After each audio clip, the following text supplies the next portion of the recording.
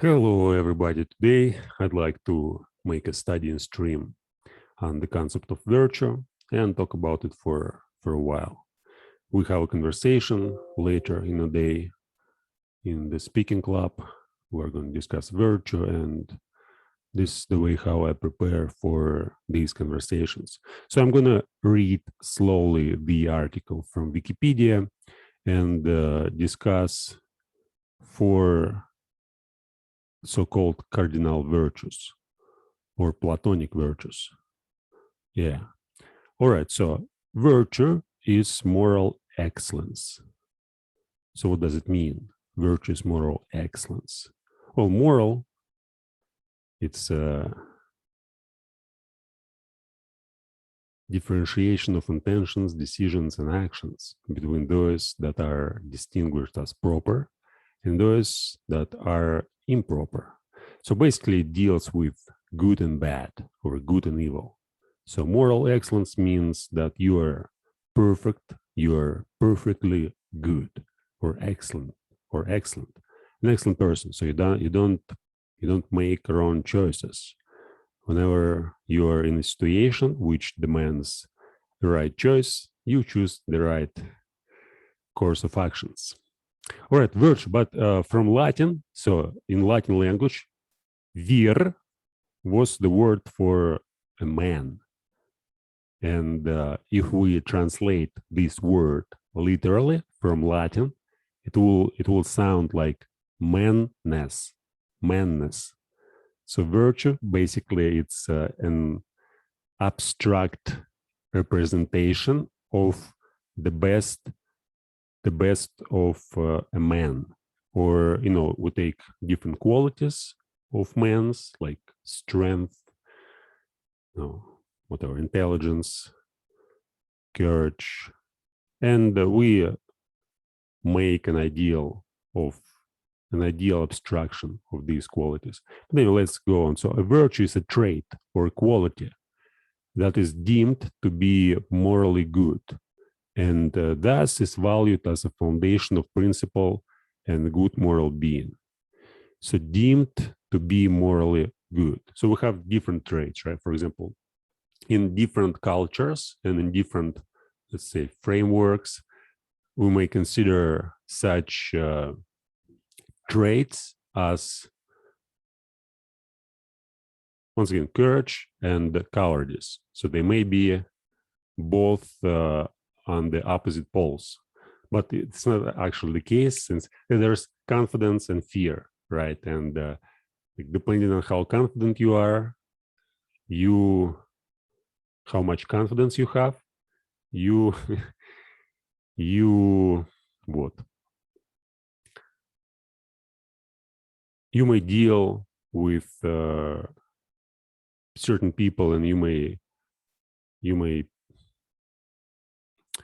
oh man, I don't think it's a good example. Okay, deemed to be morally good. Yeah, for example, in some cultures, lust is considered as moral. No, lust is basically, what is lust? It's craving for sexual behavior. Let's say you want to more and more sex, and it's considered as morally bad.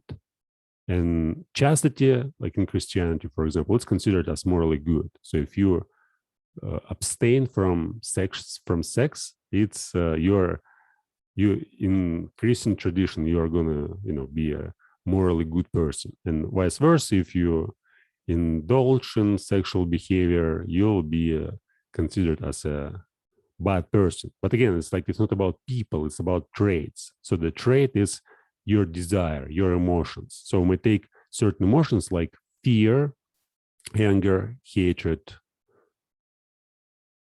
joy, pleasure, love.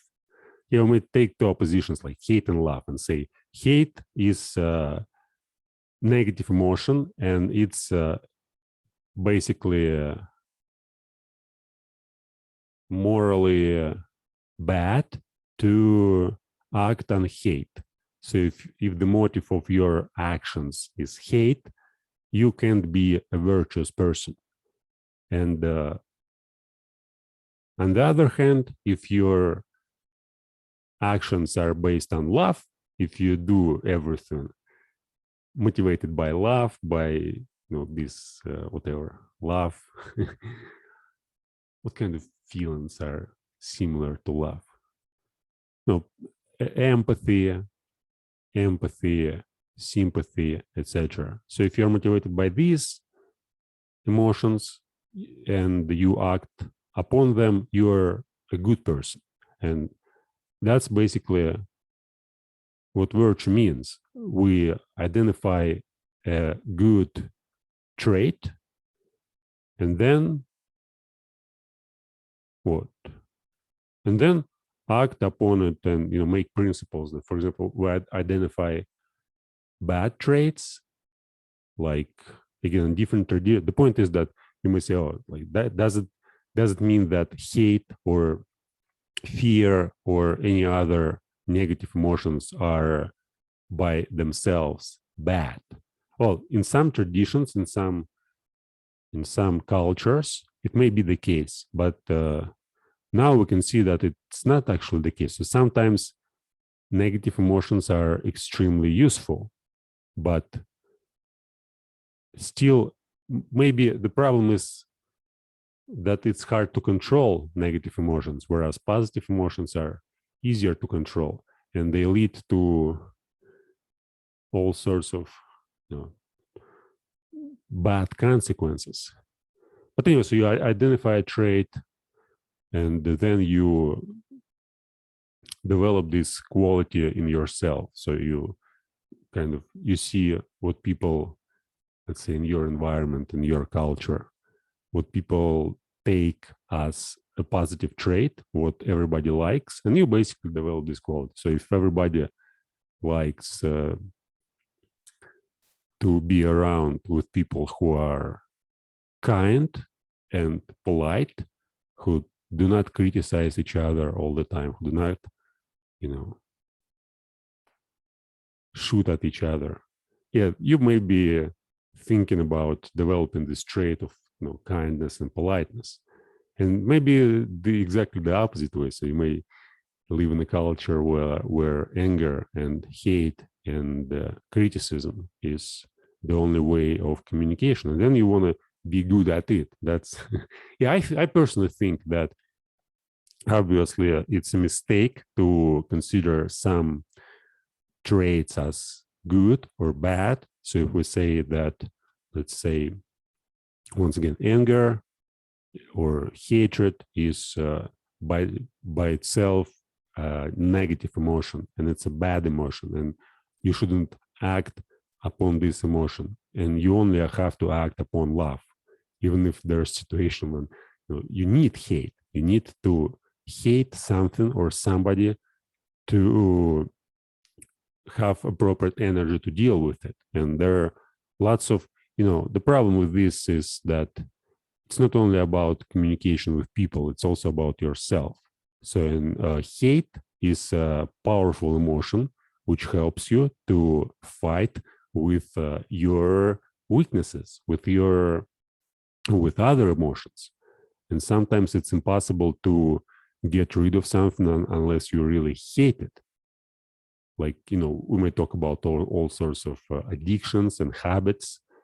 And of course, perhaps one of the best ways to understand why a habit isn't good for you, and then, trying to rationalize it out.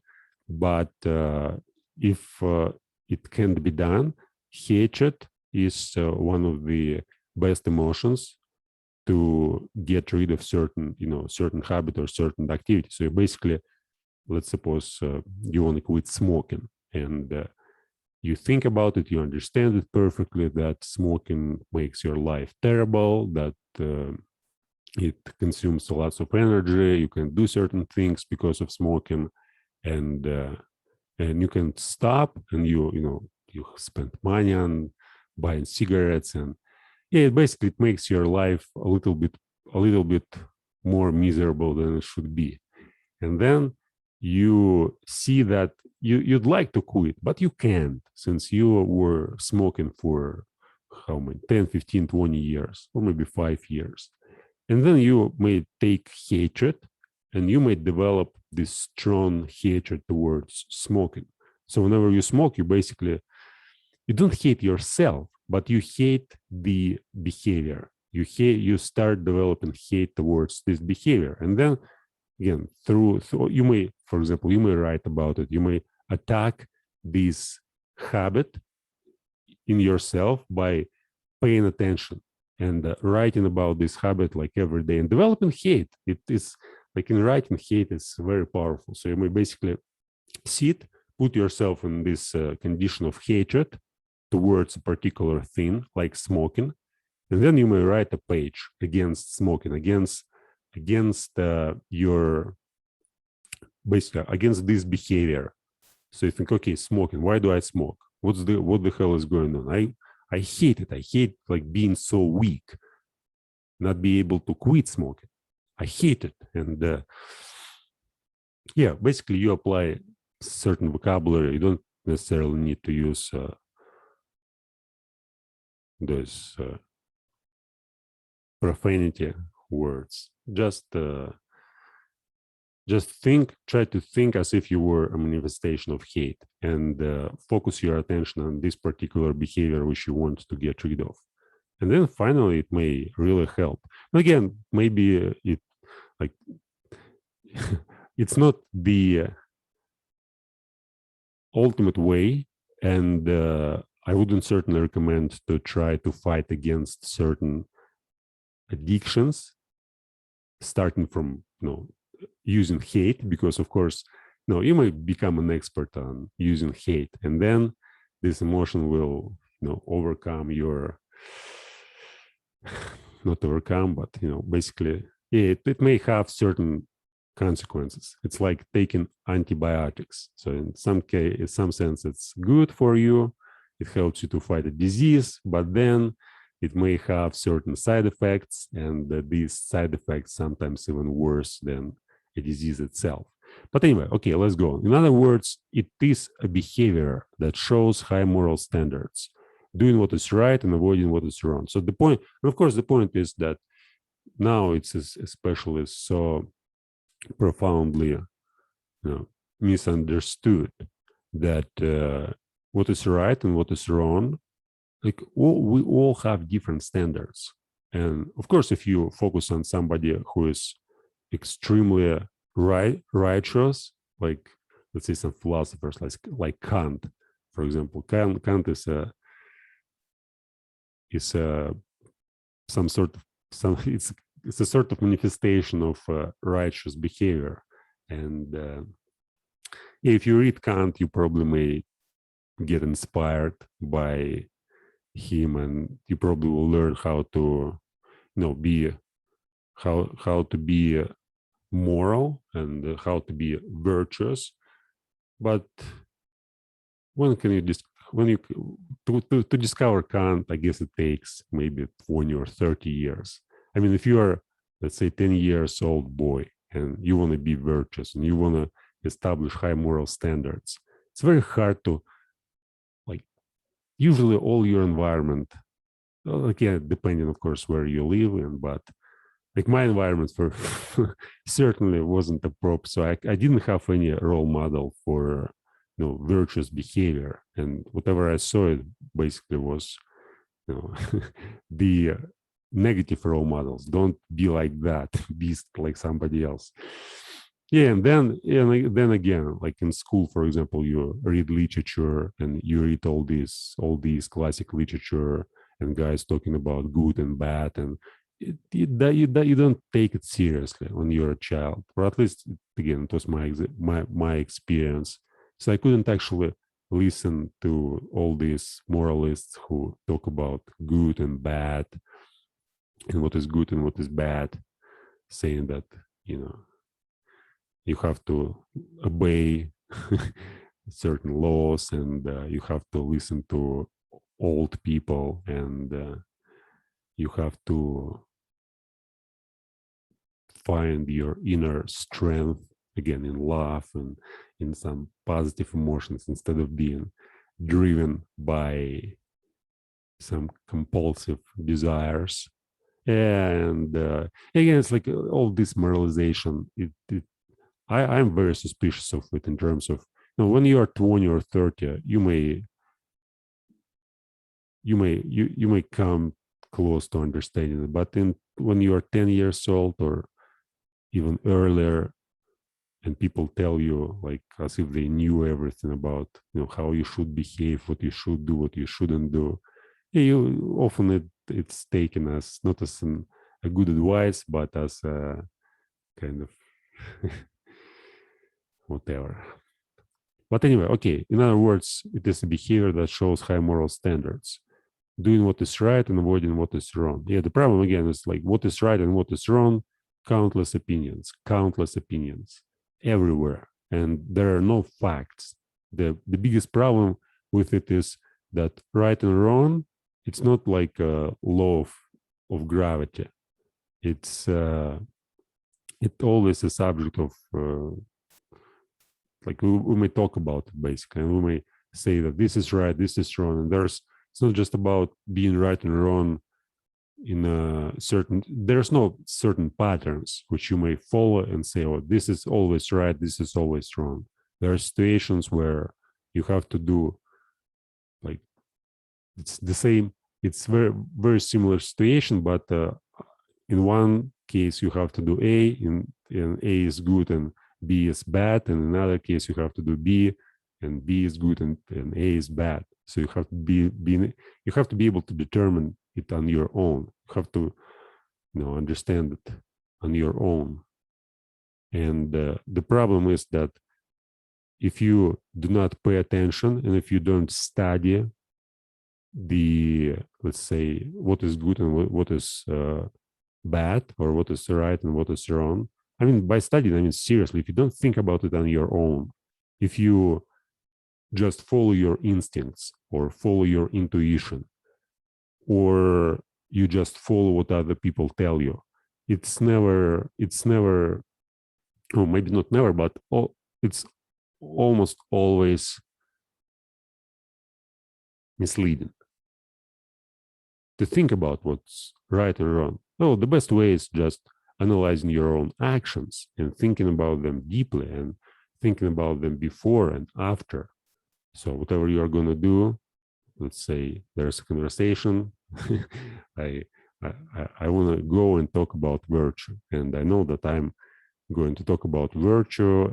I'm preparing for it. I'm thinking, what's the matter? Why should I talk about it? How it can help me to improve my speaking club, to improve my language. And then again, I prepare for a conversation, I think it up, and then after that, I analyze it and write a couple of pages trying to figure out what's appropriate or inappropriate. Yeah, is it right or wrong to choose a topic like virtue for a conversation?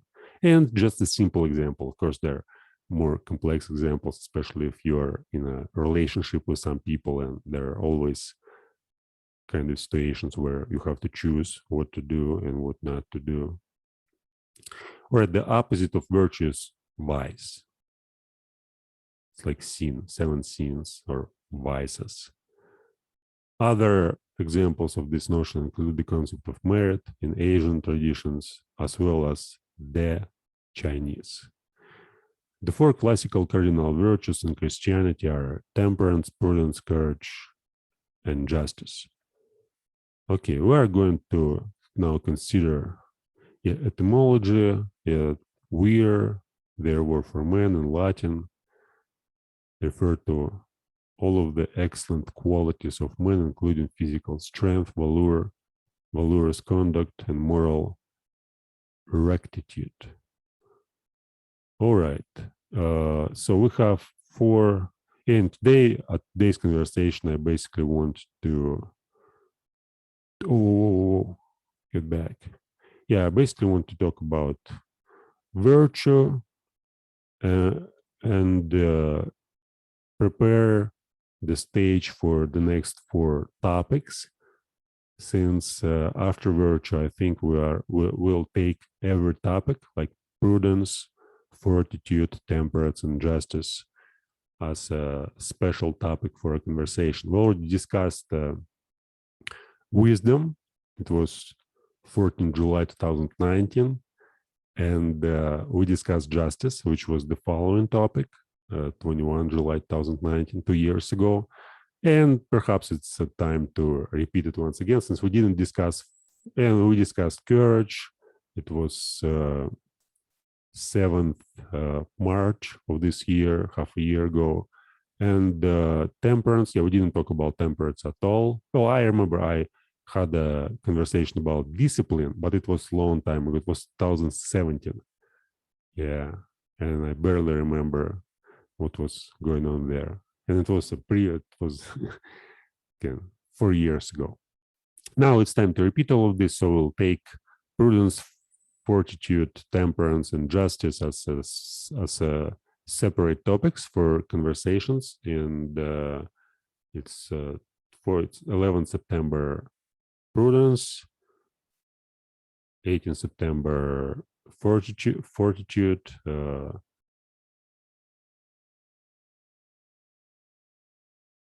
Wait.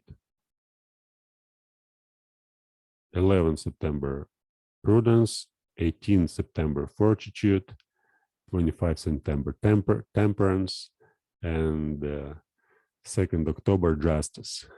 Yeah, but I don't think that we'll discuss in depth all these concepts, but we'll at least touch it, since I prepared the paper already, and just go on and discuss what is prudence, what is fortitude, just basically give definitions and try to analyze each concept like on a very superficial level, just to say a few words about it. And prudence, basically the ability to discern the appropriate course of action to be taken in a given situation at the appropriate time. And the prudence is wisdom, or Sophia, phronesis. Phronesis in ancient Greek, it was called phronesis. Often when I think about, I think about prudence, but I use a different word. I think about wisdom quite often, and I've noticed that when your life situation changes, when you change your focus, your attention. For example, now I have approximately 8 or 9 projects I'm working on, and sometimes one project pops up and I'm focusing on it for a week or for more. Sometimes the project which now is the center of my attention, it just falls down a little bit, and new projects, I'm working on other projects. And I've noticed that when I think about wisdom from a perspective of a particular project or a particular type of activity, a particular behavior, I sometimes give different, it's not about definitions, it's more about understanding. So in other words, when I ask myself, what is wisdom? And I try to think about it in depth, just to dedicate an hour and write down a page or a few pages. Yeah, am I right that, this is this is one thing. It's never like clear. I don't like to make clear definitions. Basically, it's a certain balance between your knowledge and your actions, and again your ability to act on your knowledge. It's a certain kind of knowledge which you may implement, but it's not always the case. Sometimes I think that it's not related to actions and to knowledge, but it's about something else.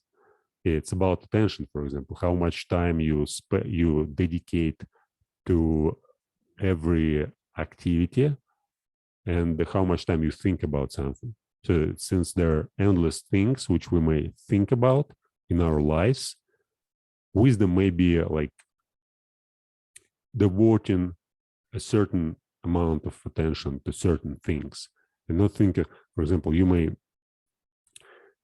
think about, let's take kind of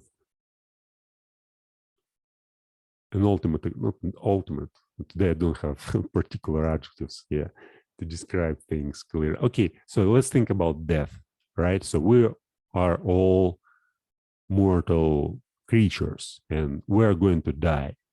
And it seems that we have to think about death, not in terms of like what's going to happen after life, or what's to be afraid of dying, but to analyze our own essence, our own nature. So we're dying, and it may be very important to understand like that we are mortal creatures and that we are going to die at some moment in time. And in my experience, what I see that most people whom I talk to, with whom I communicate, very few people can really understand what it is to be a mortal creature. So most of people live as if they are immortal, as if they're never going to die. And of course, you may think about soul and think, no, I'm not a body, I'm just soul or just language or consciousness, and I'm never going to die. This body will disappear, but I'll still be there. But it's not like, I'm not talking about this kind of metaphysical or linguistical analysis of the the nature of the self. I'm mostly talking about the experience which we as human beings have.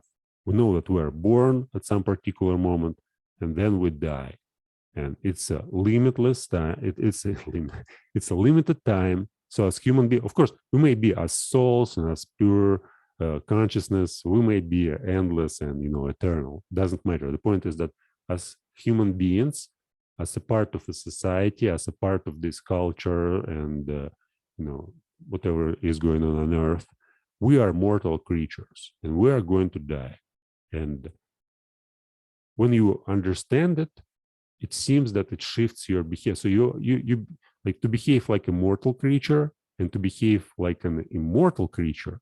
It's two different it's two different types of behavior. So those people who behave like as if they were immortal, they basically don't value time. They don't see actually what's going on. They don't work on themselves. They don't understand that whatever they have and whoever they are, it's all just temporary. It's all going to change in a relatively short period of time. And being able, and there's so much in the entire universe, like the universe is infinite. There's so much to learn. There's so many opportunities for a person to to discover. And and for many people, they basically, not for me, but often you see people just stick to a particular course of actions and particular forms of behavior, and and they stop in their development. So that when they're in their early childhood, in their when they're teenage, in their adolescence, they kind of grow, they learn something new, they acquire more knowledge and expand their horizons. But then at the age of 20, 30, 40 and beyond, it's just kind of repetition of what was going on before, or just working in one particular field and not being able to see what's going on around. Again, it's not, and like death, it brings some kind of mood which is unattainable if you behave like an immortal, if you don't know that you're going to die. And I think to think about death, so you may spend I don't know how much, 10, 15 minutes, an hour, just meditating on death. And it seems to be appropriate. So to gain wisdom, many philosophers, and there are many traditions in religion and science, in different cultures, which emphasize the importance of this kind of type of thinking. So you don't just listen to what other people say about death.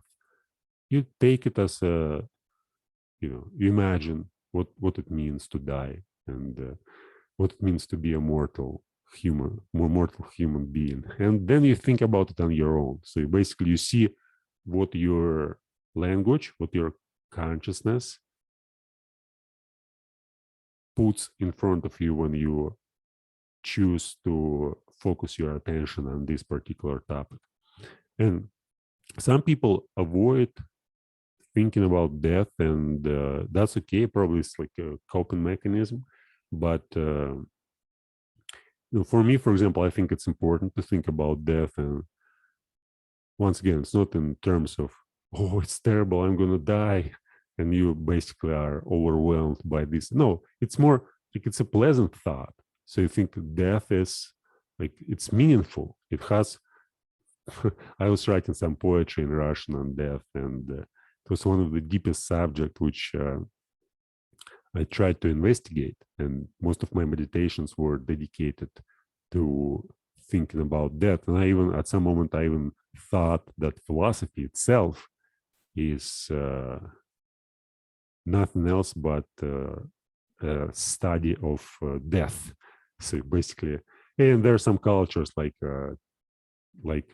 Tibet, for example. In Tibet, they study death, and yeah, these Tibetan monasteries and the monks.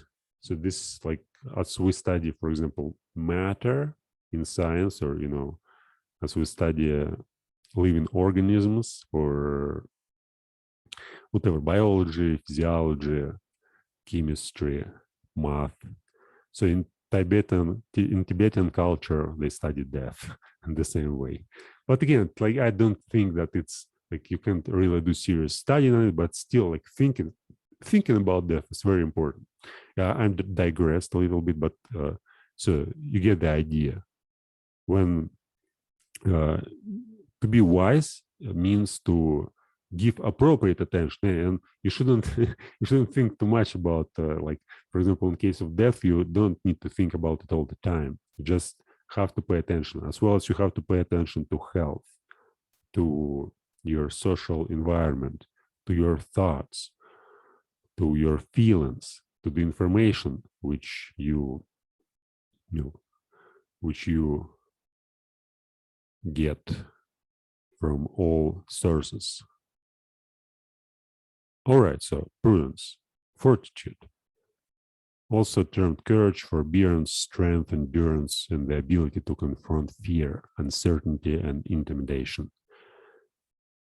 Fortitude. Yeah, I guess it's a more broad notion than courage. It was called, that's funny, it was the name for fortitude in ancient Greek was Andrea. So, and it's a very common name for Russian males. So Andrei, it's just very common name, and I don't think it's a Russian name, but we have. I mean, it's or its origin, I guess, it's a Greek origin. But fortitude, basically, it's a virtue, and now we have people named after this virtue, and it basically means, again, courage, forbearance, strength, endurance, etc. Fortitude. Yeah, I like Aristotelian idea of courage. Like, he has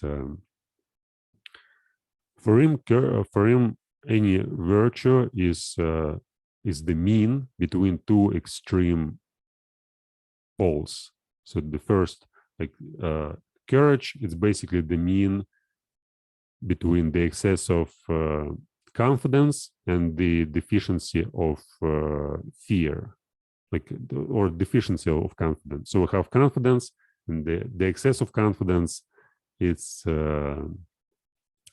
foolhardy, and the deficiency of confidence is fear, and the exact amount of confidence it is courage. And yeah, but again, it's very it's not the certain point which you may find and say, oh, this is a courageous behavior. Since again, in different situations, you have to have a different amount of courage, and sometimes it's okay to to retreat, and sometimes it's not okay. And yeah, it's not just as simple as it looks when you hear somebody talking that this is like two extremes and courage is the golden mean. It's if you dedicate a couple of years studying courage and philosophy and virtues, you'll probably and practice it. It's not about just simply studying language and studying words, being able to name certain things and understand what they mean. It's about real practice. So you know prudence, for example, this is the ability to discern the appropriate course of action.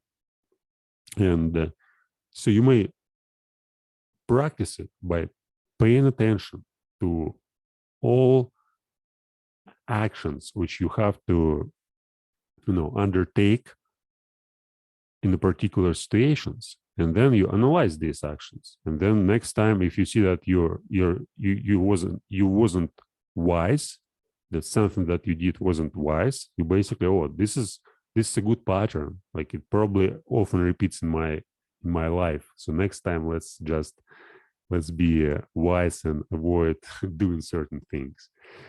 And then again, it's like you analyze it till you are able to really change the course of actions which you take. It's not about just thinking, it's about doing stuff. Okay, temperance. Plato considered sophrosyne. It's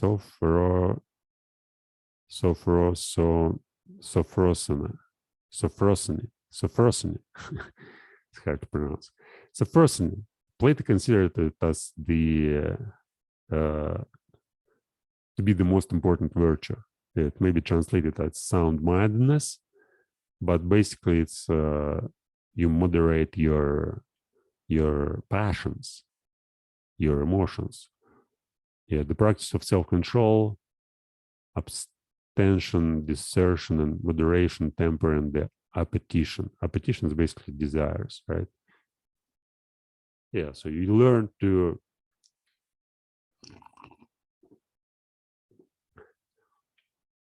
control your desires. Doesn't mean you have to suppress all of them. Control means something different. It's not suppressing. Again, working on all sorts of addictions. More people say, take some psychology course, or go to a therapist, and or take some medicine, take some drugs, and you will be able to cope with certain emotions. There are some people, depression, for example, just emotion, depression, and there are lots of depression out there nowadays, and people suffer from depression, and sometimes there's no any obvious cause, so they go to psychoanalysts and spend years trying to figure out the nature of their depression. There's so much talks about trauma and childhood and whatever happened there, and people suffer too much just from being unable to control their passions, to control their emotions, their desires, and sometimes they don't even investigate the nature of their desires. And it's my experience of before I started studying philosophy at the age of let's say 21. It was 2007 when I first came across some philosophical ideas, and I was very, let's say, the opposite of temperance. What is it?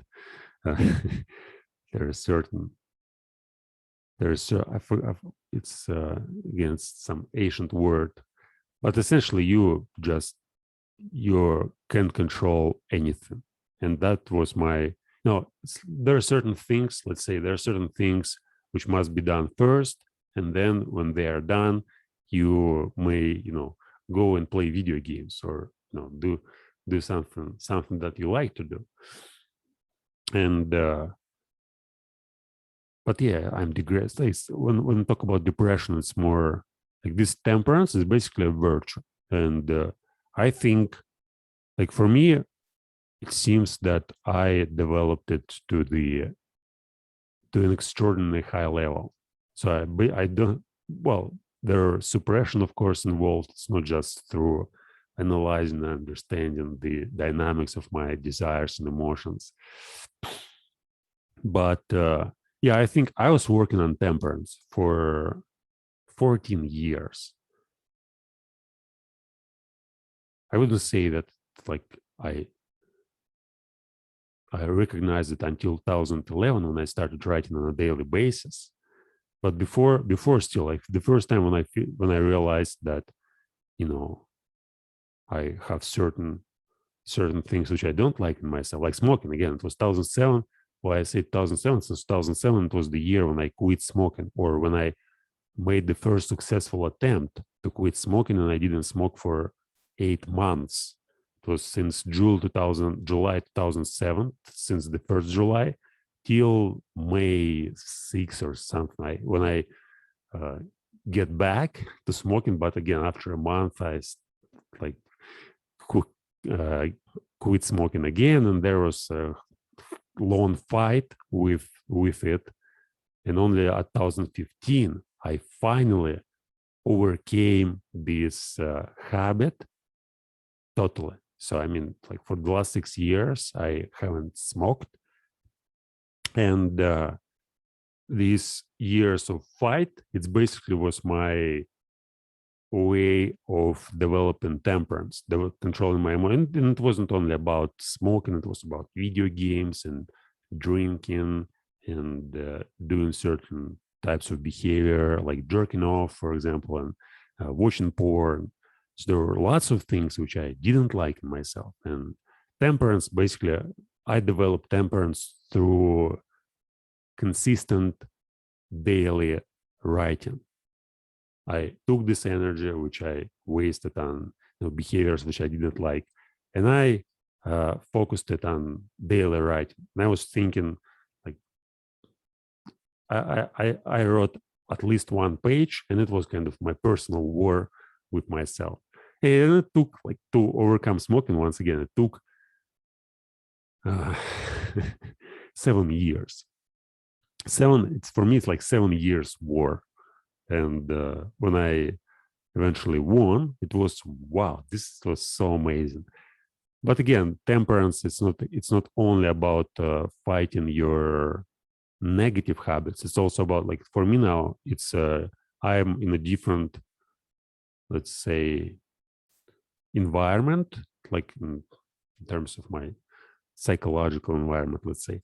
And I have problems of a sort which people which I don't know anybody who has the same problem. So I basically fighting between my positive emotions. And for me now, the fight is not like it was in 2015, when I had destructive habits and I had, let's say, uh, creative habits. And I tried to, like, work on my intelligence, at my power, and suppress all sorts of destructive habits. So finally, I suppressed all of them.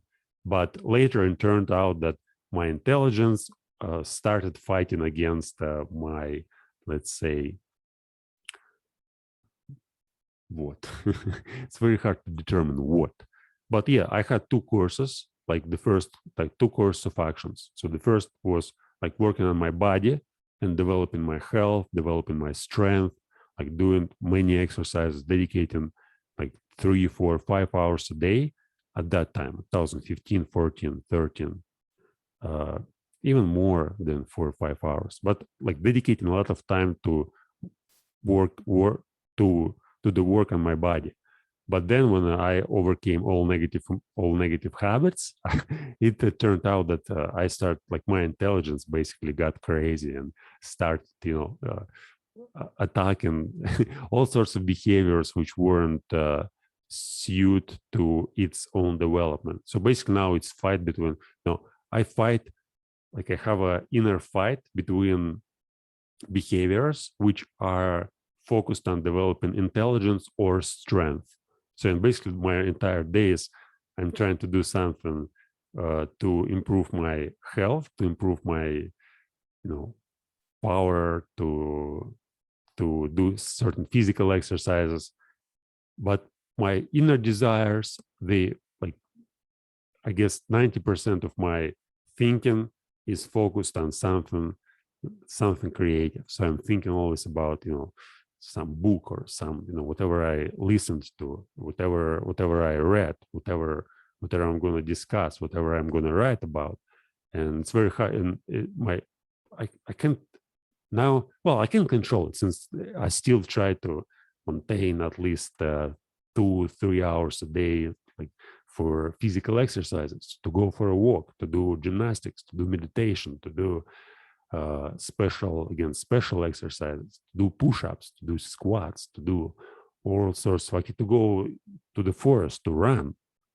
And yeah, but still it feels like, before it felt as if, well, this an action in itself, like I like to run, I like to do physical exercises just to feel good. And now it's more of, something that I want to do, not because of, I just like doing that, but because I want to keep my body strong.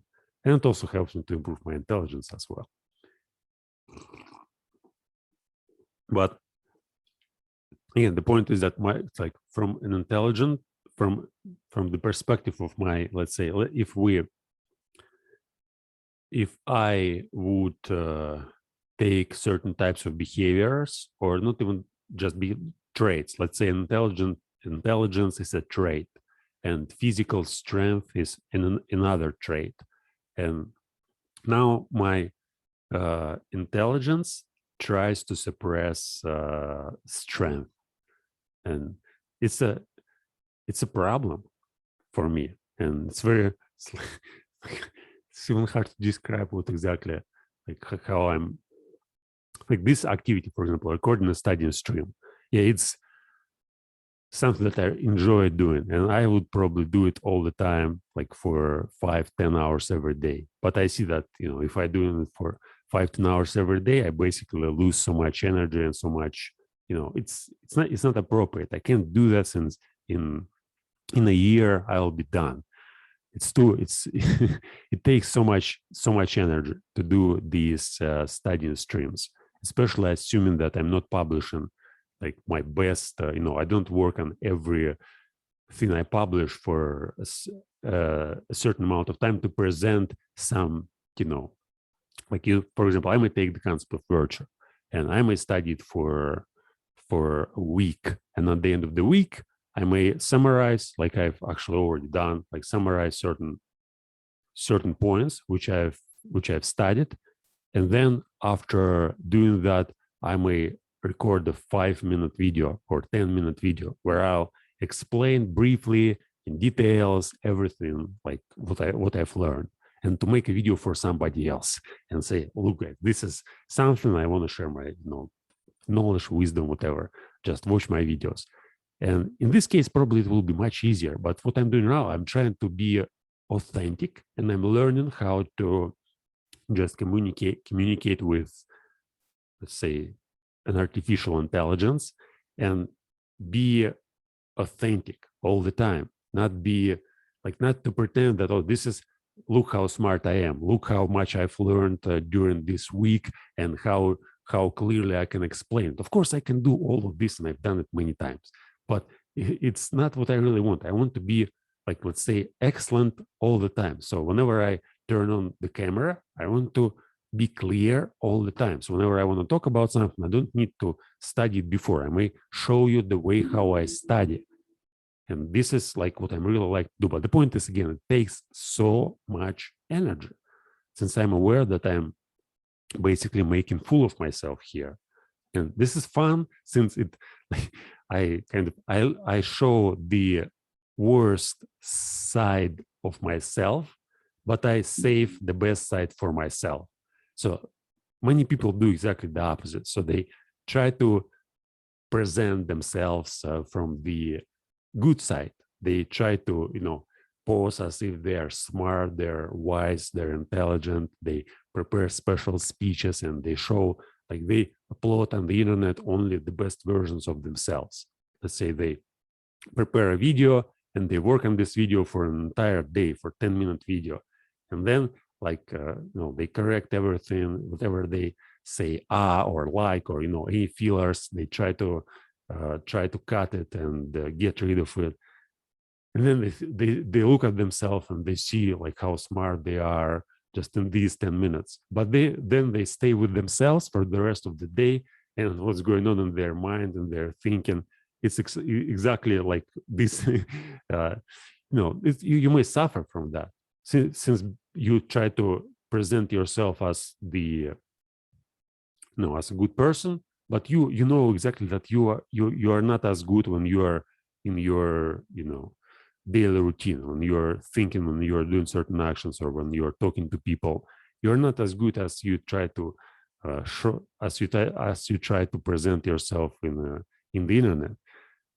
And yeah, it seems that they, like, many people present the best version of themselves, and they save the worst for, well, their daily experience. I'm trying to do exactly the opposite. So I present, like, I wouldn't say it's like the worst. I'm just the real self, how I really think, what I'm doing. If it's silly, if it's stupid, if I make mistakes, that's good. That's good. I'm working on it. But I save the best. Like, I see there's a huge contradiction between, it's not a contradiction, but distinction between what I'm doing here when I record it, and what I'm doing here when I don't record it. And I enjoy much more, just to read Aristotle, or to read some books, to watch some videos, and be able to think about it without recording it, and finding some amazing paths of, some trains of thought, and preserving it for myself, like writing my journal, and not publishing it, just keeping it for myself and thinking, and developing this, let's say avatar. So here on YouTube, for example, or in VK, or wherever you may find this video, so it's just a version of me. It's kind of a character in a game which I'm working on. And what I'm trying to do, I'm trying to develop this character. So I know that now it's not perfect, but this is my experience. So I have to have more and more experience to get to the place where I want to be. But I'm not afraid of uploading it and seeing, like, my real who I'm really are right now here. So I don't try to make it better than it actually is. Anyway, let's get back to temperance. Yeah, it's self-control, Plato, like, to be the most important virtue. All right. So in justice, also considered as fairness and righteousness. Justice. Well, an example of justice, it's your ability to judge, again, to understand your own behavior. So you can't develop prudence, for example, without justice, right? Since if you, like, as I've already said, there are certain things which you have to think about, and justice is that you build a hierarchy of these things, and it's not stable hierarchy. It's always changing, and depending on the situation where you are in, and depending on your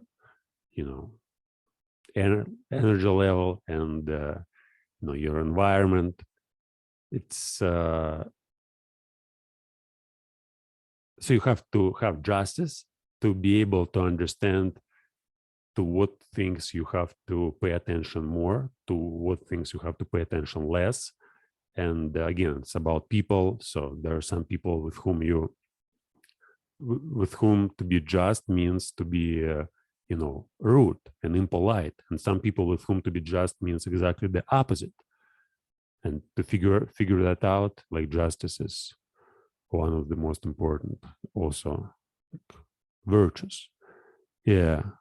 And of course, it's also very important in social relationships, since there are so many conflicts, and to be just is to be able to see who's right, who's wrong, and to be able to solve these conflicts.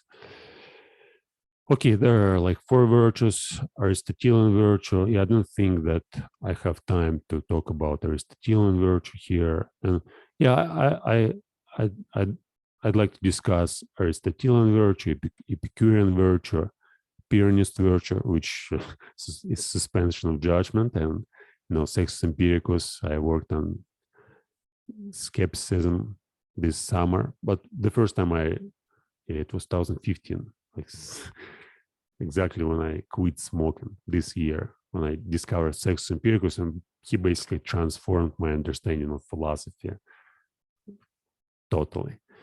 And this idea of suspension of judgment, this virtue, I think is one of the most important virtues nowadays, when you're basically, it helps you to get rid of so many stupid beliefs and ideas which you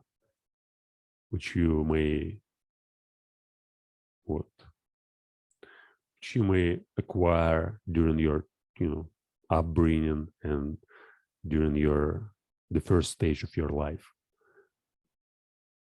All right, so I guess this is enough virtue. I've been talking about for an hour, a little bit more probably. Today we are going to discuss this topic, and if you'd like to join us, you may come to Nikitina 41, office 514. We'll have a conversation at 4 p.m. in 6 hours. And that's it. So see you next time. Bye-bye.